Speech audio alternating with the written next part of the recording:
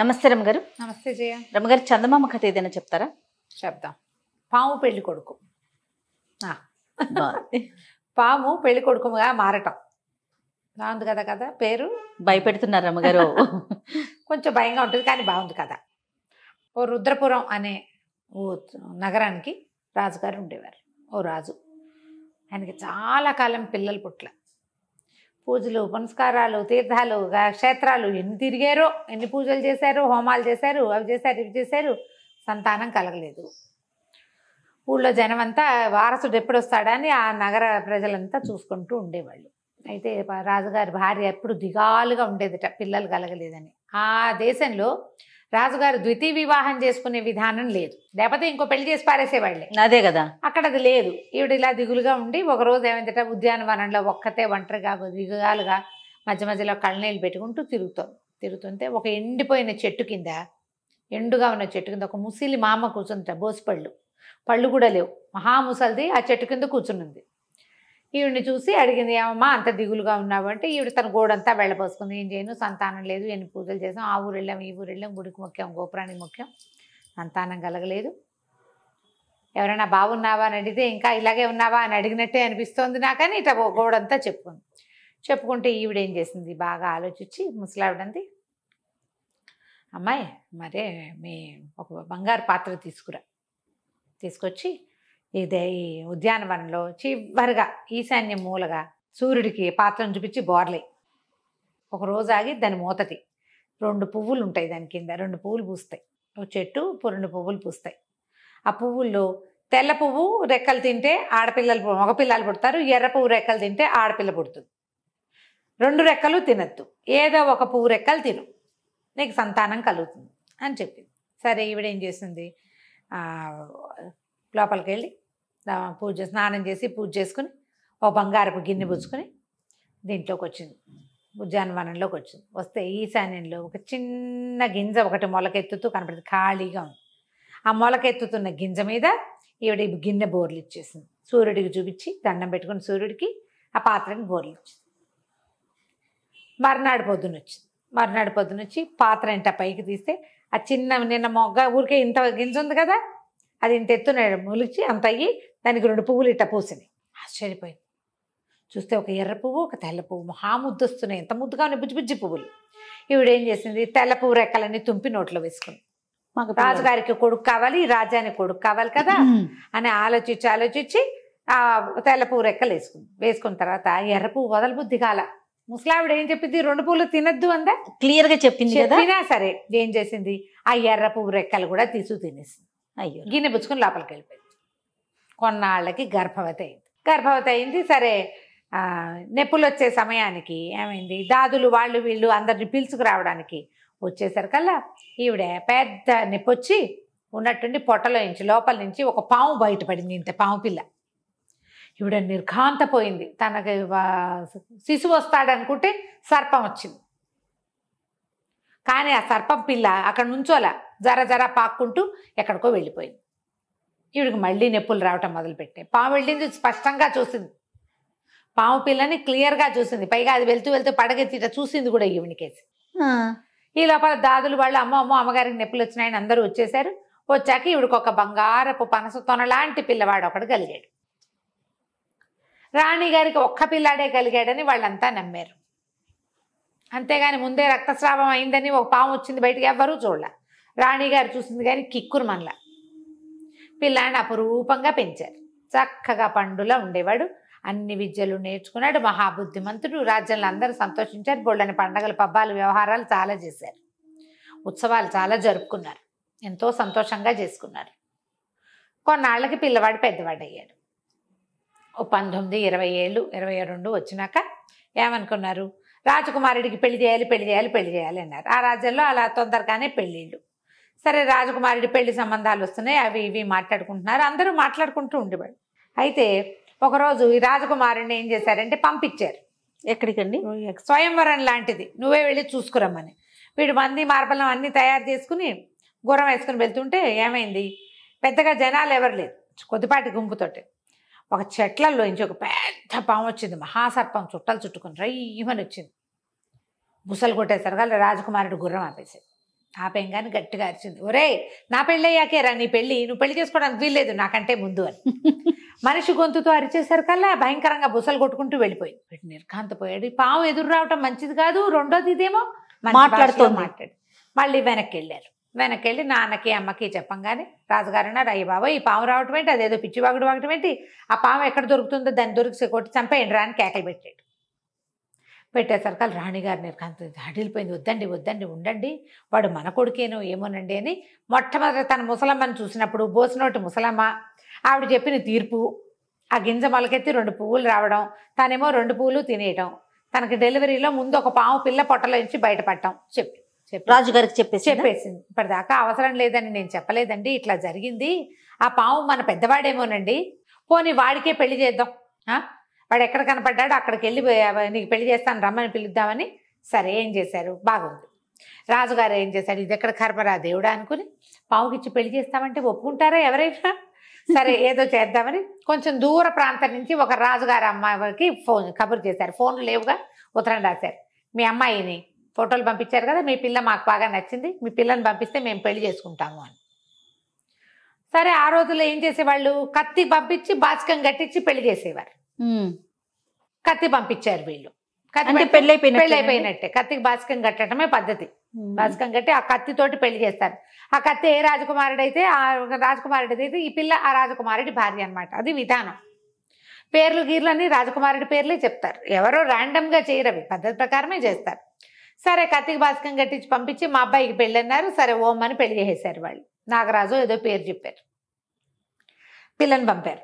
పంపిస్తే సరే ఏమైంది, పావుకి ముందే అడ్వర్టైజ్మెంట్ అంతా చేశారు వీళ్ళు, నీ పెళ్ళి ఫలానా రాజకుమార్తె, నువ్వు వచ్చేసి అంతఃపురంలో ఉండు, నీ భార్యతో పాటు ఉండు కానీ అని సర్పాన్ని పిలిచారు. ఆ పాము వచ్చి కూర్చుంది. ఈ పిల్లని మొదటి రోజు రాత్రి గదిలోకి పంపించారు. తెల్లవారేసరికి ఆ పిల్ల బట్టలు అక్కడ పడి ఉన్నాయి, పిల్ల లేదు.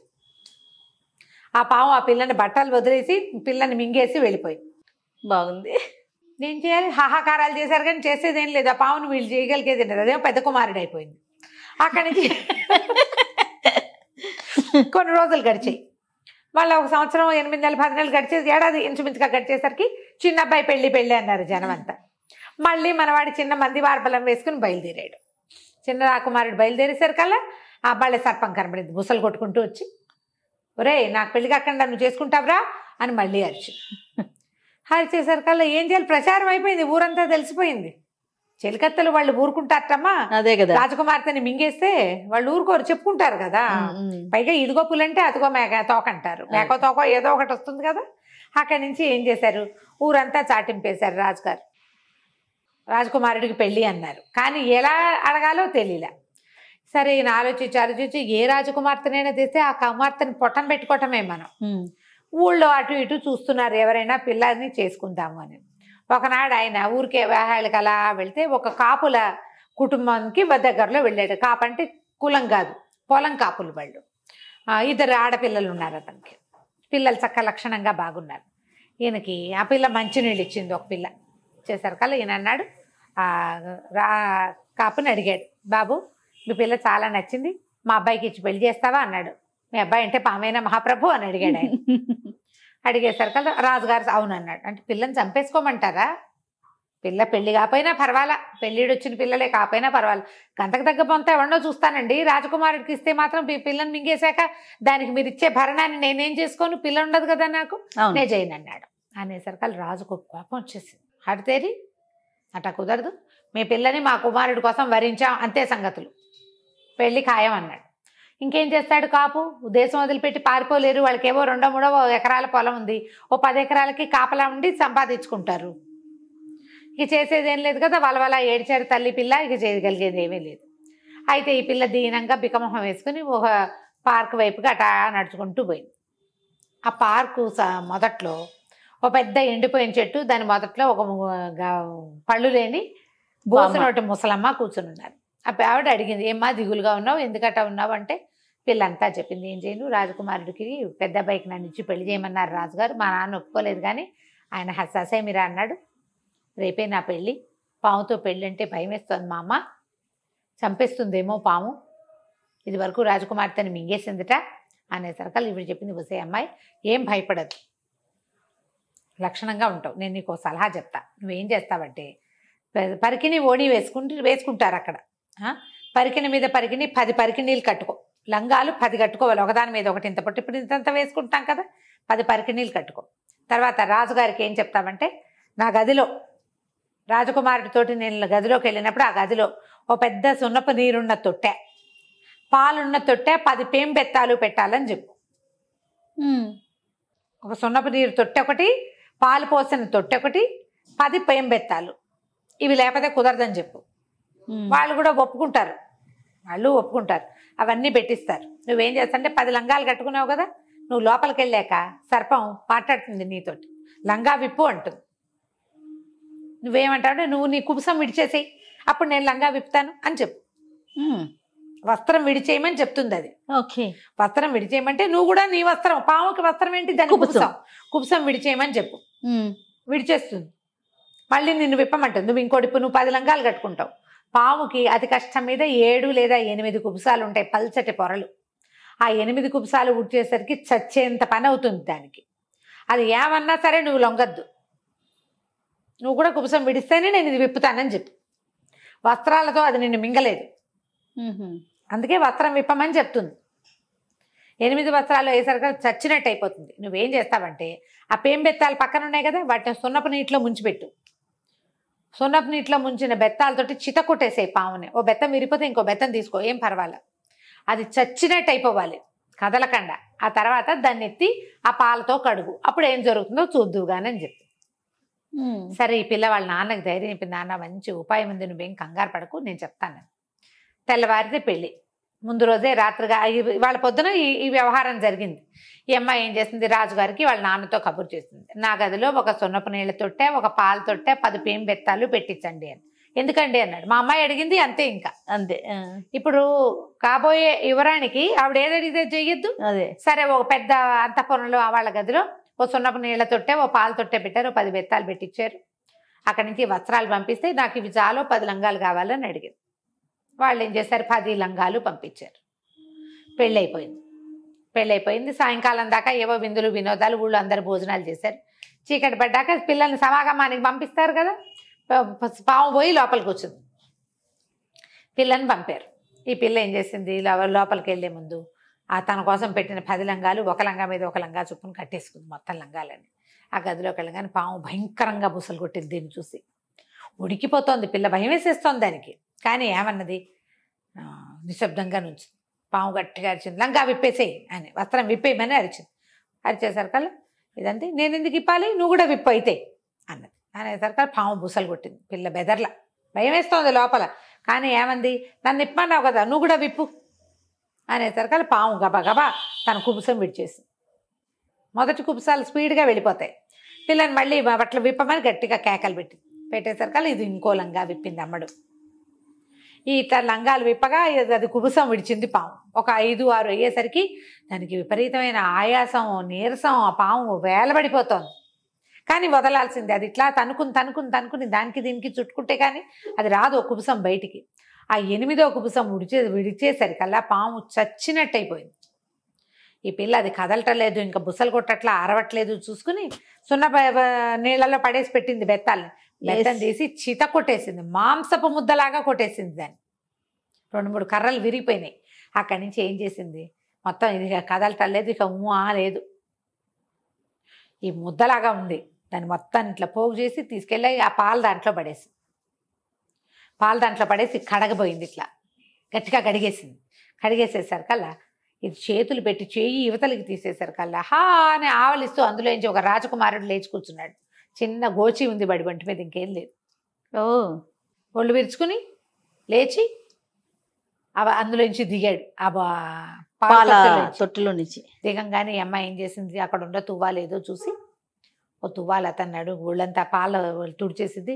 వీడు వెళ్ళిపోయి మంచం మీద పడుకొని నిద్రపోయాడు. ఆవలించుకుంటూ వచ్చాడు, నిద్రపోయాడు. మరునాడు పొద్దున రాజుగారు వాళ్ళంతా ఇంకేముంది, కోడలు చచ్చేపోతుంది వీళ్ళకి తెలుసు పాపం. తలుపు తీసేసరికల్లా ఏముంది, అమ్మాయి ఓ పక్కన చక్కగా హాయిగా నిద్రపోతోంది. ఈ మంచం మీద ఒక పొడుగ్గా ఉన్న తెల్లగా ఉన్న ఒక రాజకుమారుడు పడుకుని ఉన్నాడు. వాడు డిట్టో వీళ్ళ దగ్గర ఉన్న వాడిలాగానే ఉన్నాడు. అందరూ ఆశ్చర్యపోయారు. రాజుగారు రాణిగారు చాలా సంతోషించారు. కుర్రాడిని నిద్ర లేపితే అమ్మ నాన్న తమ్ముడు అని మామూలుగానే ఉన్నాడు వాడికి ఇవన్నీ తెలుసు. ఓహో ఆ సర్పరూపంలో అక్కడక్కడే తిరుగుతూ ఉండేవాడు. వాడికి చెలికత్తెలు తెలుసు, దాసదాసిగణం తెలుసు, సైనికులు తెలుసు, ఇత్తన పెళ్ళామని తెలుసు. అక్కడి నుంచి రాజకుమారుడికి చక్కగా జలకాలు ఆడిచ్చారు, మంచి వస్త్రాలు కట్టబెట్టారు. వాడి శాప విమోచనం అయిపోయింది. ఆ ముసలమ్మ వద్దన్నందుకు చేసినందుకు వాడికి ఈ పని అయిందనమాట. అవునవును. అక్కడి నుంచి రాజుగారు చిన్న అబ్బాయి అన్నాడు, నాన్న ఎంత పని చేసింది వదిన, చూడు మన అన్నయ్యని మనకి సజావుగా సర్పరూపంలో ఉన్నవాడిని మనిషిని చేసింది.